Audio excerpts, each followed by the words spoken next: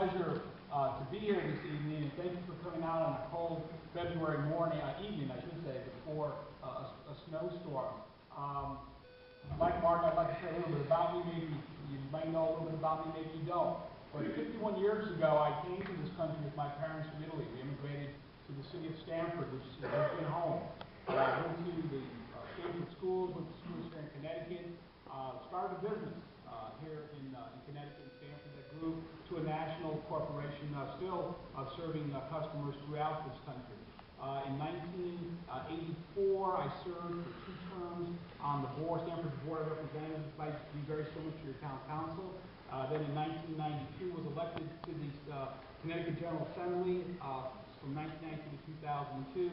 Had many leadership positions in that capacity. On the ranking member on the Insurance and Real Estate Committee, on the Banks Committee, on the Workforce Development Committee, and left as an assistant minority leader in 2002. Went back to my business of 25 years, and in 2006 was asked by Governor Rell to join her as her Lieutenant Governor running mate. And when I think about the questions she asked me back then in 2006, and the questions that we should be asking the candidates today of why she was looking for a Lieutenant Governor candidate, I think it's very pertinent today. I don't think after the 4 of us speak up here that you're going to find much disagreement about what the priorities in Connecticut are. You've heard here about me, I'm sure you heard my colleagues to my left of me, that jobs, it's downsizing, streamlining government, it's customer service, it's gaining those efficiencies. So those are our Republican principles. Those are the things that we should all be running on. You're not going to get an argument about that we should have a legislature. I know what that means. I know what it means to sit at a table with the Democratic majority in Hartford, supermajority in both chambers, and sitting across from the leadership and giving them common sense questions like, doesn't 1 + 1 = 2? And they come back and say, no, it equals 4. And you say, well, why would it equal 4? It's always equal 2. And they say, because we have 104 votes and you don't.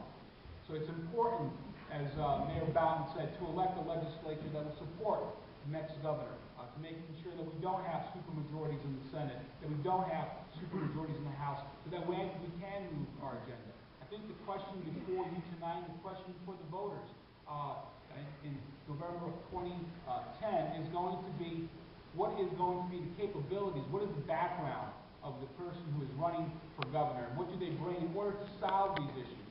And I have to tell you, I have been blessed with much experience in many different areas I mentioned. Talked about private industry. I've worked in private industry for over 25 years. I've created jobs.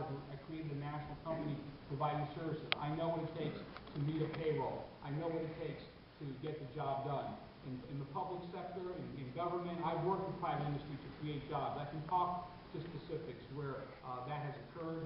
One most recent one was back in 2007, where I, as the Chief Executive Officer of the state, traveled to Europe and met with companies to bring jobs here. And he brought, in that one trip, over 150 jobs to Connecticut. So I know how it needs to get done in government. I've sat in the executive office. I know what it takes to be governor. And I thank Governor Rell for the opportunity she has given me to be Lieutenant Governor. But also, as you know, in any relationship, people don't always agree. And there's only one governor. And there are things that I would do different and will do different as governor as it comes to the areas of holding the line on spending and taxes and things of that nature. And I've served in 10 years in the legislature. So I think it's important to understand that process. I think it's important to understand how the process of doing bills and committees work. It's important to understand the egos and the personalities that you deal with in negotiating. And I think the last thing I can talk about is my personal experience. You know, you'll hear throughout this campaign from many Republican candidates a common sense theme of, you know, not spending more than you make, not borrowing more than you can pay back. Very basic things that we've all learned. Those are things that I learned around my kitchen table with an immigrant family. The importance of all those things. So I thank you again, all of you, for being here tonight. I look forward to meeting you after this and speaking to you about your concerns and thoughts as we move forward in this